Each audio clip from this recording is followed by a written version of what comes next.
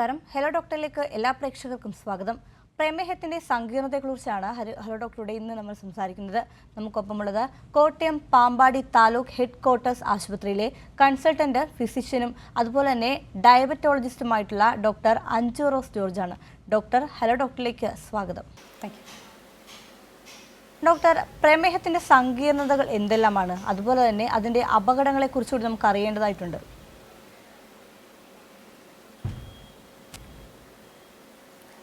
പ്രമേഹത്തിൻ്റെ സങ്കീർണതകൾ എന്നു പറഞ്ഞു കഴിഞ്ഞാൽ അത് രണ്ട് തരത്തിൽ മെയിനായിട്ട് നമുക്ക് പിരിക്കാം.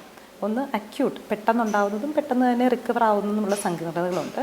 പിന്നെ ദീർഘകാലമായി പ്രമേഹം ഉള്ളപ്പോൾ ഉണ്ടാകുന്ന ക്രോണിക് സങ്കീർണതകളുണ്ട്. അക്യൂട്ട് കോംപ്ലിക്കേഷൻസ് എന്ന് പറഞ്ഞാൽ ഷുഗർ പെട്ടെന്ന് വളരെയധികമായി നിയന്ത്രണത്തിൽ അധികമായി കൂടുകയും അത് രക്തത്തിലെ കീറ്റോൺ ബോഡീസ് ഉണ്ടാക്കുകയും തന്മൂലം ഒരു ഡയബറ്റിക് കീറ്റോഅസിഡോസിസ് എന്ന് പറയുന്നൊരു അവസ്ഥയുണ്ടാവും. രോഗിക്ക് നിർജ്ജലീകരണം സംഭവിക്കുക, ശ്വാസമുട്ടൽ അനുഭവപ്പെടുക, ഛർദ്ദിൽ, വയറുവേദന, അതൊക്കെയാണ് അതിൻ്റെ ലക്ഷണങ്ങൾ. വേറെ ഒരു അക്യൂട്ട് കോംപ്ലിക്കേഷൻ എന്ന് പറഞ്ഞു കഴിഞ്ഞാൽ ഹൈപ്പോഗ്ലൈസീമിയ, ഷുഗർ താന്നു പോകുന്ന അവസ്ഥ. അത് നമ്മളെപ്പോഴും ഈ ഷുഗർ മരുന്ന് കഴിക്കുന്ന ആൾക്കാർ മരുന്ന് കഴിച്ച് ഭക്ഷണം കഴിക്കാൻ ഇത്തിരി താമസിക്കുമ്പോഴൊക്കെ ഉണ്ടാകുന്ന ഒരു വേർപ്പുണ്ടാവും, പരവേശം, അങ്ങനത്തെയൊക്കെയുള്ളതാണ് ഹൈപ്പോഗ്ലൈസീമിയ. വേറെ ഒന്ന് ക്രോണിക് കോംപ്ലിക്കേഷൻ, അതാണ് നമ്മൾ കൂടുതലായിട്ടും ഭയപ്പെടേണ്ട ഒരു സംഗതി. ക്രോണിക് കോംപ്ലിക്കേഷൻ തന്നെ അത് രണ്ട് തരത്തിലുണ്ട്. ഒന്ന് ചെറിയ രക്തക്കുഴലുകളെ ബാധിക്കുന്ന മൈക്രോവാസ്കുലർ കോംപ്ലിക്കേഷൻ, മറ്റൊന്ന് വലിയ രക്തക്കുഴലിനെ ബാധിക്കുന്ന മാക്രോവാസ്കുലർ കോംപ്ലിക്കേഷൻ. ചെറിയ രക്തക്കുഴലിനെ ബാധിക്കുന്നത് മെയിനായിട്ടും നമ്മുടെ കണ്ണിൻ്റെ റെറ്റിനയെ ബാധിക്കുന്നതും കിഡ്നിയെ ബാധിക്കുന്നത്, കാലിൻ്റെ ഞരമ്പുകളെ ബാധിക്കുന്നതാണ് മൈക്രോവാസ്കുലർ കോംപ്ലിക്കേഷൻ. മാക്രോവാസ്കുലർ എന്ന് പറയുമ്പോൾ അത് നമ്മുടെ തലച്ചോറിനെ ബാധിക്കുന്നത്, സ്ട്രോക്ക് പോലുള്ള അവസ്ഥ, ഹൃദയത്തെ ബാധിക്കുന്ന ഹൃദ്രോഗം, ദെൻ കാലിൻ്റെ രക്തയോട്ടത്തെ ബാധിക്കുന്ന പെരിഫറൽ വാസ്കുലർ ഡിസീസ്, ഇതൊക്കെയാണ് മെയിനായിട്ടുള്ള കോംപ്ലിക്കേഷൻസ്. ശരി ഡോക്ടർ, വ്യക്തമാണ്. ഡോക്ടർ, അതുപോലെ തന്നെ ഈ പ്രമേഹം കണ്ണിനെ ബാധിക്കുന്നത് എപ്പോഴാണ്? അതായത് ഏത് സാഹചര്യം ആകുമ്പോഴത്തേക്കാണ് പ്രമേഹം കണ്ണിലേക്ക് ബാധിക്കുന്നത്? കാഴ്ചയ്ക്ക് ഇത് എത്രത്തോളം ബുദ്ധിമുട്ട് വരുത്തി വയ്ക്കാറുണ്ട്? അതുപോലെ തന്നെ ലക്ഷണങ്ങളും കൂടി ഒന്ന് വിലയിരുത്തണം. ഇത് പ്രമേഹം ഈ പറഞ്ഞ ക്രോണിക് കോംപ്ലിക്കേഷൻസ് എല്ലാം തന്നെ ഒരു 5 മുതൽ 10 വർഷം വരെ പ്രമേഹം അനിയന്ത്രിതമായി തുടരുകയൊക്കെ ആണെങ്കിലാണ് യൂഷ്വലി വരുന്നത്. പക്ഷേ ഇപ്പോഴത്തെ ഒരു ഇതനുസരിച്ചിട്ട് പ്രമേഹം തുടങ്ങുമ്പോൾ തന്നെ, കണ്ടുപിടിക്കുമ്പോൾ തന്നെ ഈ പല കോംപ്ലിക്കേഷൻസും പലരും നമ്മൾ കാണാറുണ്ട്. അതുകൊണ്ട് കാലപ്പഴക്കം ഒരു മാറ്റർ അല്ല ഇപ്പോഴത്തെ ഒരു സാഹചര്യത്തിൽ. അതുപോലെ റെറ്റിനയെ ബാധിക്കുന്നത്, കണ്ണിനെ ബാധിക്കുന്നതാണ് കണ്ണിൻ്റെ മൊത്തമായിട്ടുള്ള ബാധിപ്പ് തന്നെയാണ് പ്രമേഹത്തിൻ്റെ ഒരു വലിയ പ്രശ്നം. അത് നമ്മുടെ മുമ്പിലുള്ള ലെൻസിനെ ബാധിച്ച് തിമിരമുണ്ടാക്കുന്നത് മുതൽ പുറകിൽ റെറ്റിനയിലുള്ള ചെറിയ രക്തക്കുഴലുകളും ഞരമ്പുകളെയും ബാധിച്ച് റെറ്റിനോപ്പതി എന്ന് പറഞ്ഞ വളരെ ഗുരുതരമായ ഒരു അസുഖത്തിലേക്ക് വരെ കൊണ്ടെത്തിക്കാം. ഒരു സ്റ്റാർട്ടിംഗ് സ്റ്റേജിലൊക്കെ ആണെന്നുണ്ടെങ്കിൽ ചെറിയ കാഴ്ചയ്ക്ക് മങ്ങലുകളായിരിക്കും, ചിലപ്പോൾ കണ്ണിൻ്റെ മുമ്പിൽ ചെറിയ ചെറിയ പാടകൾ പോലെ വരുന്നതായിരിക്കും. കുറച്ചുകൂടെ കഴിയുമ്പോൾ രാത്രി കാലങ്ങളിൽ കാഴ്ചയ്ക്ക് ബുദ്ധിമുട്ട് വരുന്നു. പകൽ വലിയ പ്രശ്നമില്ല, പക്ഷേ രാത്രി കാലങ്ങളിൽ കാഴ്ചയ്ക്ക് ബുദ്ധിമുട്ട് വരും.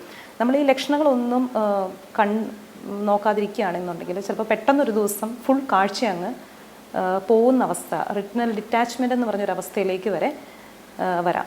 ഇപ്പോൾ റെഗുലറായിട്ട് കണ്ണിൻ്റെ ചെക്കപ്പ് ചെയ്യുക എന്നുള്ളതാണ് അതിൻ്റെ ഒരു പോം വഴി. ശരി ഡോക്ടർ, വ്യക്തമാകുന്നുണ്ട്. ഡോക്ടർ, അതുപോലെ തന്നെ ഈ കിഡ്നിയെ ബാധിക്കുന്നത് എങ്ങനെയാണ്, പ്രമേഹം കിഡ്നിയെ ബാധിക്കുന്നത് എങ്ങനെയാണെന്ന്, അതുപോലെ തന്നെ സൂചനകൾ കൂടി നമുക്കൊന്ന് അറിയേണ്ടതായിട്ടുണ്ട്. പ്രമേഹം ഈ പറഞ്ഞതുപോലെ തന്നെ വളരെ കാഠിന്യം കൂടിയ പ്രമേഹം, എന്ന് പറഞ്ഞാൽ ഷുഗർ നിയന്ത്രിക്കാത്ത അവസ്ഥ, കുറച്ച് കാലങ്ങൾ കൂടെ ഈ നിയന്ത്രണം ഇല്ലാതെ ഷുഗർ പോകുമ്പോഴത്തേക്കും കിഡ്നിയിലെ ചെറിയ ഫിൽറ്ററുകൾ, നമ്മൾ ഗ്ലോമറുലസ് എന്ന് വിളിക്കും, ആ ഫിൽറ്ററുകൾ ഈ പ്രമേഹം നശിപ്പിക്കും.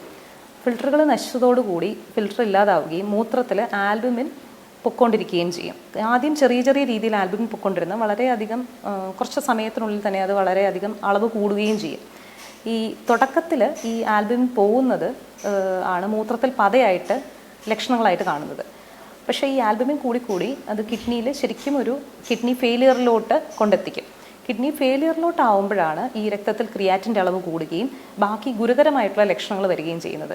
ആദ്യത്തിൽ ഇനീഷ്യൽ സ്റ്റേജസിലൊക്കെ ആണെങ്കിൽ മൂത്രത്തിൽ പത മാത്രമേ ഉണ്ടാവുള്ളൂ. പക്ഷെ കുറച്ച് കഴിയുമ്പോൾ കിഡ്നി ഫെയിലിയറിലോട്ട് പോയി കഴിയുമ്പോൾ കാലിന് നീര്, മുഖത്ത് നീര്, ശ്വാസം മുട്ടൽ, ദേഹത്തിൽ ചൊറിച്ചിൽ, ബാക്കി മൂത്രത്തിൻ്റെ അളവ് കുറയുക, അങ്ങനത്തെ കുറച്ചുകൂടെ സിവിയർ ആയിട്ടുള്ള ലക്ഷണങ്ങളിലേക്ക് ഈ കിഡ്നിയെ ബാധിപ്പ് പോവാം. നമ്മളതിനെ നെഫ്രോപ്പതി എന്നാണ് പറയുന്നത്.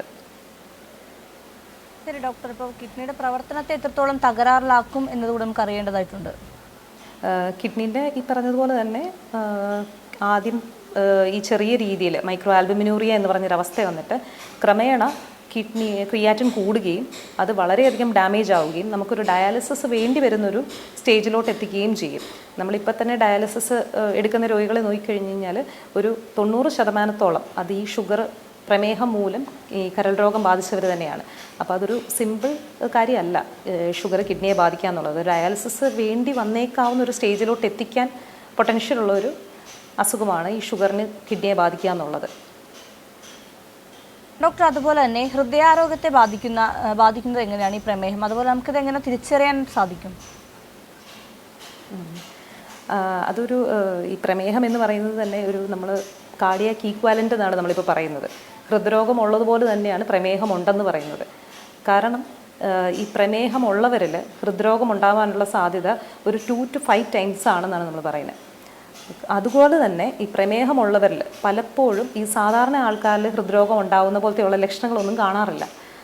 സാധാരണ ആൾക്കാർ നമ്മൾ ഹൃദ്രോഗം ഉണ്ടാകുമ്പോൾ നെഞ്ചിന് ഭയങ്കര വേദന അനുഭവപ്പെടും, അതൊക്കെയാണ് ലക്ഷണങ്ങൾ. പക്ഷേ ഈ പ്രമേഹം ഉള്ളവരിൽ ചിലപ്പോൾ അതൊന്നും തന്നെ ഉണ്ടാവണമെന്നില്ല. ചിലപ്പോൾ ചെറിയൊരു എരിച്ചിൽ, വയറെരിച്ചിൽ, കൈക്കും കട്ടുകഴപ്പ്, കഴുത്തിനൊരു വേദന, അമിത വേർപ്പ്, നടക്കുമ്പോൾ കിതപ്പൊക്കെ ആയിരിക്കും ഈ പ്രമേഹ രോഗികളിലെ ഹൃദ്രോഗത്തിൻ്റെ ലക്ഷണങ്ങൾ.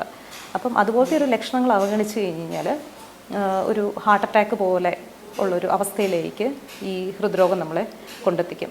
മെയിനായിട്ട് ഈ ഹൃദയത്തിന് ഞാൻ നേരത്തെ പറഞ്ഞതുപോലെ മാക്രോവാസ്കുലർ കോംപ്ലിക്കേഷൻ, ഹൃദയത്തിലെ രക്തക്കുഴലുകൾ പ്രമേഹം നശിപ്പിക്കുന്നത് വഴിയാണ് ഈ ഹൃദ്രോഗം ഉണ്ടാകുന്നത്. ഇപ്പോൾ പ്രമേഹ രോഗികൾ ഇതുപോലത്തെയുള്ള ലക്ഷണങ്ങൾ വന്നു കഴിഞ്ഞ് കഴിഞ്ഞാൽ ഒരു ECG പരിശോധനയും അങ്ങനെയൊക്കെ ചെയ്ത് ഒരു ഡോക്ടറെ വളരെയധികം വേഗത്തിൽ തന്നെ കൺസൾട്ട് ചെയ്യേണ്ടതാണ്.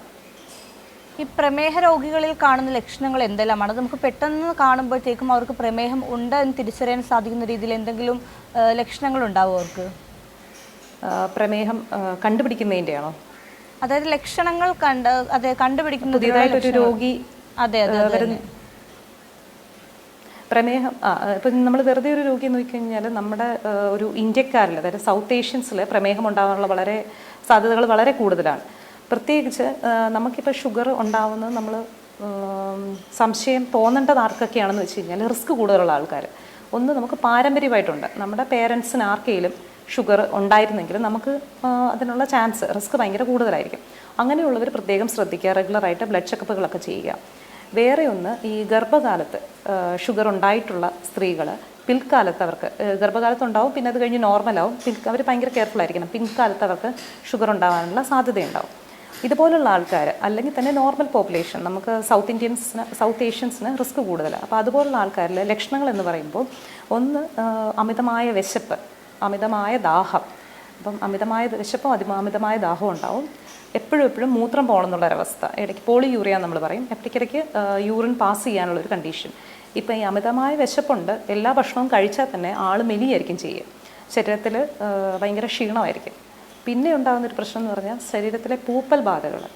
അത് സ്ത്രീകൾക്ക് യോനി ഭാഗത്തുള്ള ചൊറിച്ചിലായിട്ടാണ് കോമൺലി കാണാറ്. പുരുഷന്മാർക്ക് ലിംഗത്തിൻ്റെ അറ്റത്തുള്ള പൂപ്പൽ ബാധകൾ, ശരീരത്തിൽ അവിടെ ഇവിടെയുള്ള ഫംഗൽ ഇൻഫെക്ഷൻ, ഇതൊക്കെയാണ് പ്രധാനമായിട്ട് ഉള്ള ലക്ഷണങ്ങൾ ഷുഗറിൻ്റെ. ചിലപ്പം ഈ പറഞ്ഞതുപോലെ ഷുഗർ കണ്ടുപിടിക്കുമ്പോൾ തന്നെ അതിൻ്റെ ഈ കോംപ്ലിക്കേഷൻ, ഞാൻ ഈ പറയുന്നത് പോലെ മൂത്രത്തിലെ പത, കാലിൻ്റെ മരപ്പ്, അതൊക്കെ ഈ നെഫ്രോപ്പതിയുടെ ലക്ഷണങ്ങളോടെ തന്നെ ഷുഗർ കണ്ടുപിടിക്കാം. ഈ കോംപ്ലിക്കേഷൻസ് ഈ ഷുഗർ കണ്ടുപിടിക്കുന്നതിന് മുമ്പ് തന്നെ ഈ കോംപ്ലിക്കേഷൻസ് വന്നിരിക്കാം. അപ്പോൾ അതുപോലത്തെ ഈ കാലിൽ മരിപ്പൊക്കെ ആയിട്ടായിരിക്കും ചിലപ്പം ആദ്യം ചെന്നിട്ട് ഷുഗർ കണ്ടുപിടിക്കുന്നത്. ശരി ഡോക്ടർ, വ്യക്തമാവുന്നുണ്ട്. ഒരു പ്രേക്ഷകൻ ചേരുന്നുണ്ട്, ആലത്തൂരിൽ നിന്നും ബാലകൃഷ്ണനാണ്. ബാലകൃഷ്ണൻ ഡോക്ടറോട് ചോദിച്ചോളൂ. Hello doctor. ചോദിച്ചോളൂ, കേൾക്കാം. ഹലോ, പറഞ്ഞോളൂ ഡോക്ടർ. കേൾക്കാം. ഹലോ. ഡോക്ടർ, എനിക്ക് 4 കൊല്ലമായിട്ട് എൻ്റെ പേര് ബാലകൃഷ്ണൻ. എനിക്ക് 4 കൊല്ലമായിട്ടേ പ്രമേഹമുണ്ട്. പക്ഷെ അത് നിയന്ത്രണത്തിലാണ്. പക്ഷെ കാലിലേക്കോ അല്ലെങ്കിൽ വേറെ ഞരമ്പ് ബുദ്ധിമുട്ട് തോന്നുന്നില്ല. ജോലി ചെയ്യുമ്പോൾ പകലൊന്നും ഞരമ്പുകൾക്ക് ബുദ്ധിമുട്ട് തോന്നുന്നില്ല. വൈകുന്നേരങ്ങളായാൽ കടച്ചിൽ വരിക, കൈൻ്റെ പത്തി തൊട്ട് വിരല തൊട്ട് തോള് വരയ്ക്ക് കടച്ചിൽ, രാത്രിയൊക്കെ അതിങ്ങനെ കടച്ചിൽ വരും. ജോലി ചെയ്യുമ്പോ അറിയുന്നില്ല. നമ്മള് റെസ്റ്റ് എടുക്കുന്ന കയ്യില് മാത്രമാണോ? കയ്യില് മാത്രമാണ്. ജോയിന്റ്, കൈന്റെ ജോയിന്റ്, അതുപോലെ കൈയുടെ രണ്ട് കയ്യിലും ഉണ്ടോ? ഇപ്പോ 2 കയ്യിലേക്കും ഉണ്ട്. ആദ്യം ഒരു കയ്യിലുണ്ടായിരുന്നു 1 കൊല്ലം മുമ്പ്.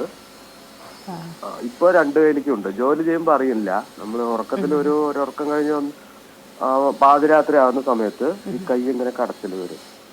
അപ്പോൾ ഇങ്ങനെ കുടഞ്ഞ് കിടകിടാന്ന് പൊട്ടും അത്. പക്ഷെ പകൽ അങ്ങനെ തോന്നുന്നില്ല. അത് ഷുഗറിന്റെ ആവാനും ഈ കയ്യിൽ മാത്രമാണെങ്കിൽ അത് ഷുഗർ മൂലം ആവാനുള്ള സാധ്യത കുറവാണ്. എന്തായാലും കഴുത്തിന്റെ എക്സ്റേയും മറ്റു കാര്യങ്ങളും ഒക്കെ എടുത്തു നോക്കിയിട്ട് മറ്റേ സ്പൈനിന്റെ പ്രശ്നങ്ങളൊന്നും അല്ലെന്നുള്ളതൊന്ന് ഉറപ്പുവരുത്തണം. പിന്നെ ഈ വിറ്റാമിൻ B12 പരിശോധനകളൊക്കെ ഒന്ന് ചെയ്യുന്നത് നല്ലതായിരിക്കും. അടുത്ത ഫിസിഷ്യനെ കാണിച്ചിട്ട് പരിശോധനകളൊന്ന് ചെയ്യുന്നത് നല്ലതായിരിക്കും. Okay okay. B12 കഴിക്കാം. നമ്മുടെ കഴുത്തിന്റെ എക്സ്റേയും മറ്റു പരിശോധനകളും ഒന്ന് ചെയ്ത് നോക്കുന്നത് നല്ലതായിരിക്കും.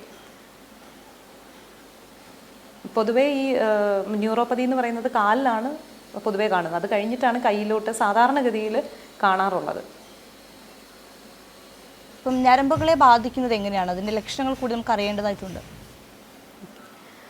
നമ്മൾ നേരത്തെ പറഞ്ഞതുപോലെ തന്നെ ഈ മൈക്രോവാസ്കുലർ ചെറിയ ഞരമ്പുകളിലോട്ടുള്ള ചെറിയ രക്തക്കുഴലിനെ ബാധിക്കുമ്പോഴാണ് ന്യൂറോപ്പതി എന്ന് പറയുന്നൊരവസ്ഥ ഉണ്ടാകുന്നത്. അപ്പം നീളം കൂടിയ ഞരമ്പുകളിലാണ് ആദ്യം ബാധിപ്പ് വരുന്നത്.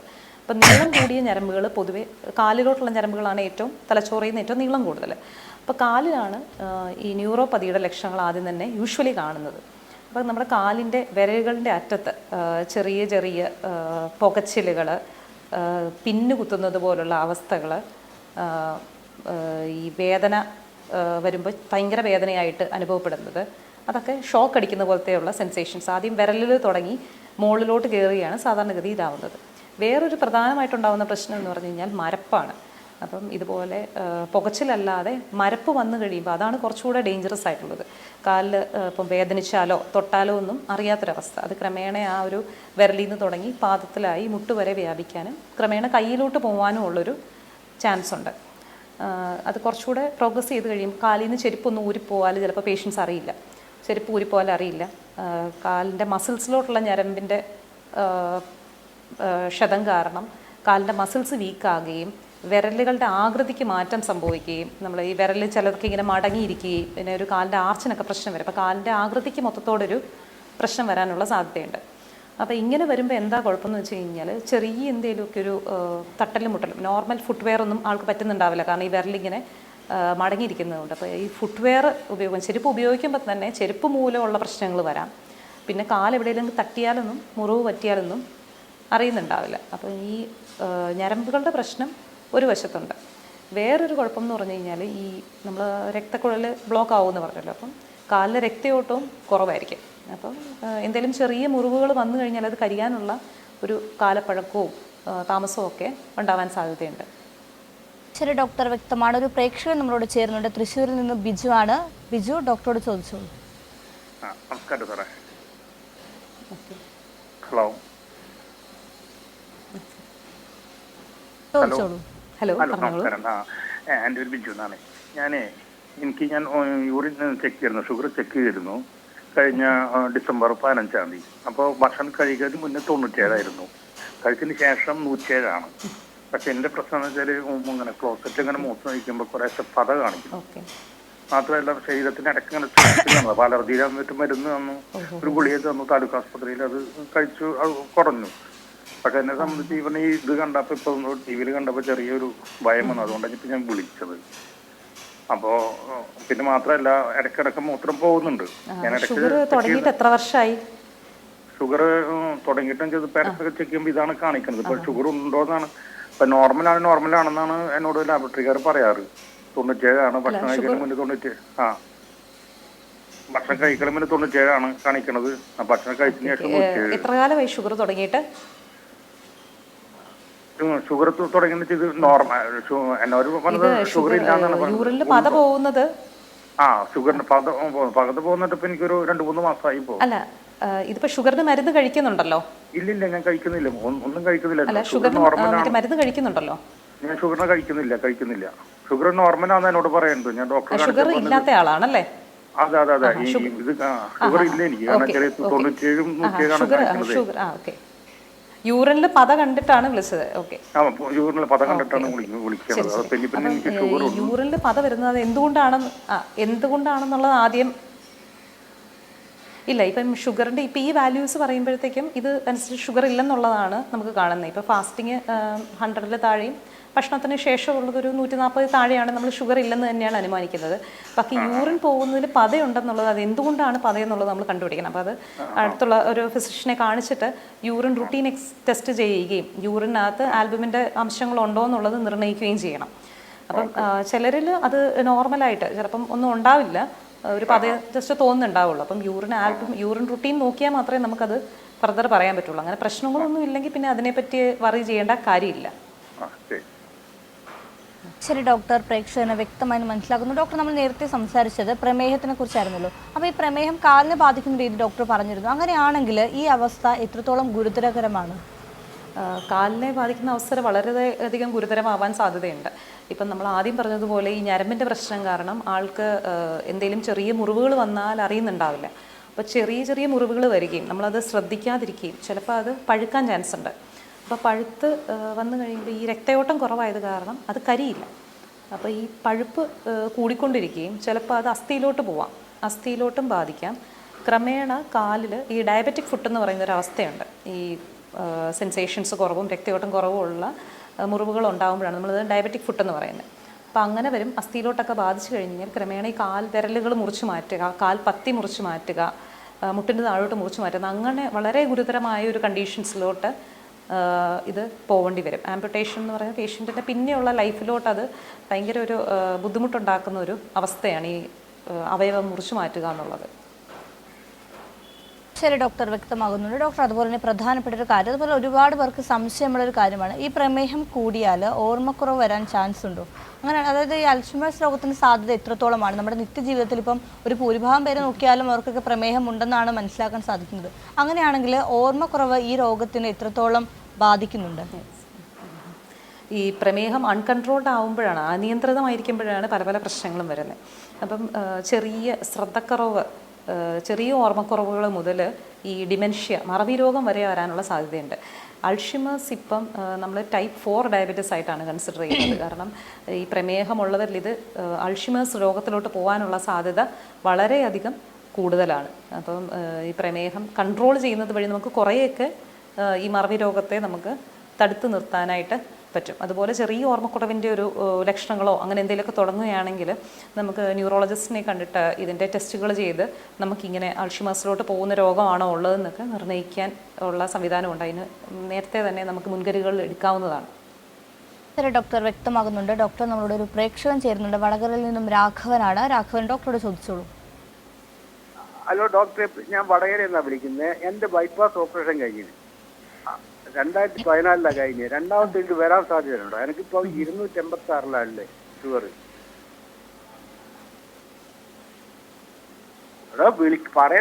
ഷുഗർ അപ്പം നിയന്ത്രണത്തിലല്ല. അപ്പൊ ബൈപ്പാസ് 286, ചില സമയം 186 ഉണ്ടാവും, ചില സമയം 286 ഭക്ഷണം കഴിച്ചാല്.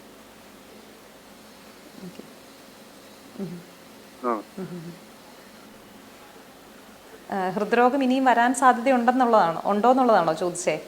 അതെ, ഇത് വരാൻ സാധ്യതയുണ്ടോ?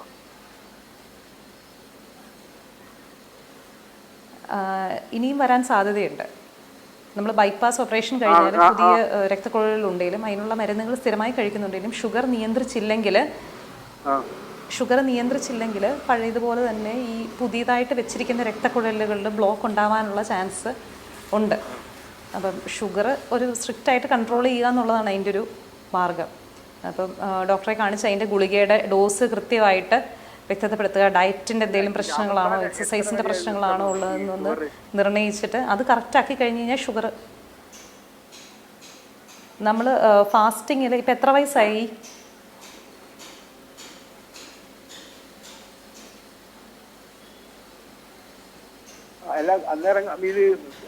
ഹലോ രാഘവന്റെ പ്രായം എത്രയെന്നാണ് ഡോക്ടർ ചോദിക്കുന്നത്? യൂഷ്വലി നല്ല സ്ട്രിക്റ്റ് കൺട്രോൾ. പ്രായം 70 ആയെന്നാണ് ഡോക്ടർ. അപ്പം നമ്മൾ പ്രായം 70 ഓക്കെ. അപ്പം നമ്മൾ ഒത്തിരി സ്ട്രിക്റ്റ് കൺട്രോൾ നമ്മൾ ഉദ്ദേശിക്കുന്നില്ല. പക്ഷേ നമ്മളൊരു ഫാസ്റ്റിങ് ഒരു 130 ആ ഒരു റേഞ്ച് നിൽക്കണം. ഭക്ഷണത്തിന് ശേഷമുള്ളത് ഒരു 160 മുതൽ 180 വരെ എങ്കിലും ഒന്ന് മെയിൻറ്റെയിൻ ചെയ്യുന്നതായിരിക്കും നല്ലത്. 200 താഴെ എന്താണേലും നമ്മുടെ ഭക്ഷണത്തിന് ശേഷമുള്ള ഷുഗർ നിർത്താൻ ശ്രദ്ധിക്കുക. ഒത്തിരി ഷുഗർ താന്നു പോകുന്നത് എപ്പോഴെപ്പോഴും താന്നു പോകുന്ന ഒരു അവസ്ഥ ഉണ്ടെന്നുണ്ടെങ്കിൽ ഒരു 200 വരെയൊക്കെ ആക്കാം.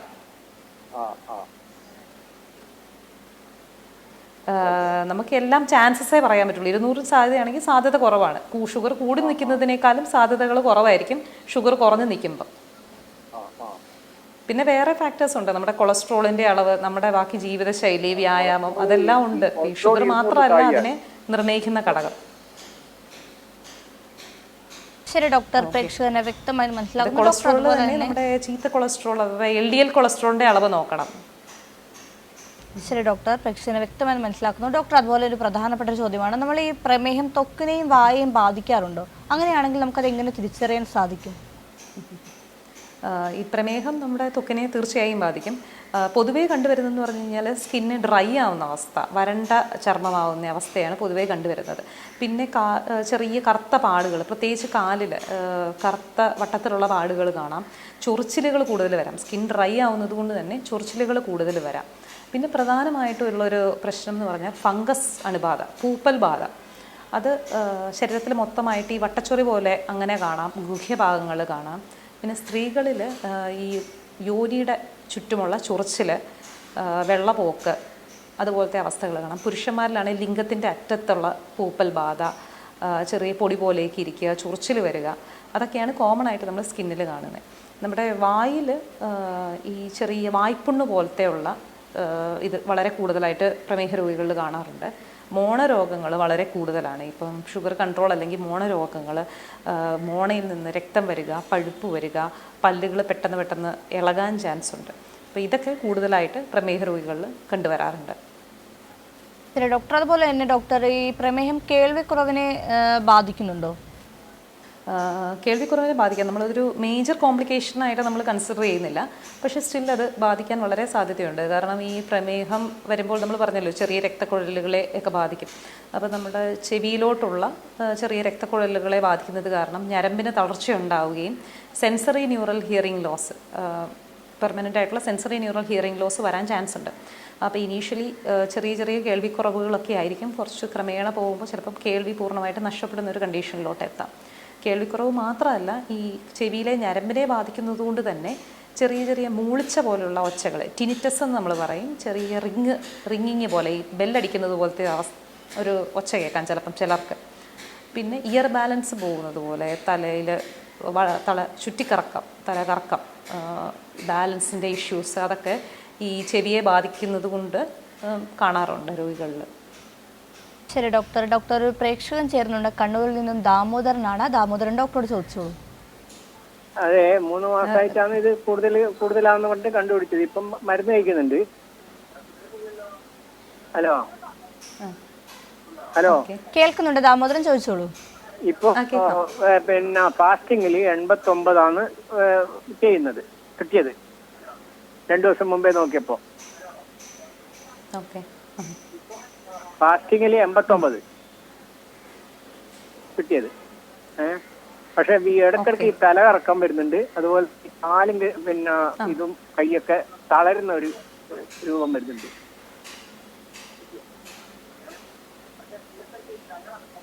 ഓക്കെ, ഏത് സമയത്താ? ഭക്ഷണത്തിന് ശേഷമുള്ള ഷുഗറും എല്ലാം നിയന്ത്രണത്തിലാണോ? ഭക്ഷണത്തിന് ശേഷം നോക്കിയിട്ടില്ല, ഫാസ്റ്റിംഗാ നോക്കിയത്. 89 ഉള്ളൂ.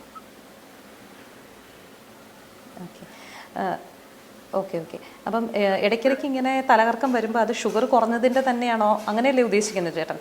ഷുഗർ കുറഞ്ഞതിൻ്റെ തന്നെയാണോ എന്നുള്ളത് നമ്മൾ നിയന്ത്രിക്കണം. അപ്പോൾ അത് നിർണ്ണയിക്കേണ്ടി വരും. അത് ആ തലകറക്കം വരുന്ന സമയത്ത് നമ്മളൊരു ഗ്ലൂക്കോമീറ്റർ ഉപയോഗിച്ചിട്ട് നമ്മുടെ ഷുഗർ ലെവൽ നോക്കിയാലേ നമുക്ക് അറിയാൻ പറ്റുള്ളൂ. അല്ലെങ്കിൽ നമുക്ക് തലകറക്കം പല കാരണങ്ങളും ഉണ്ടാവാം.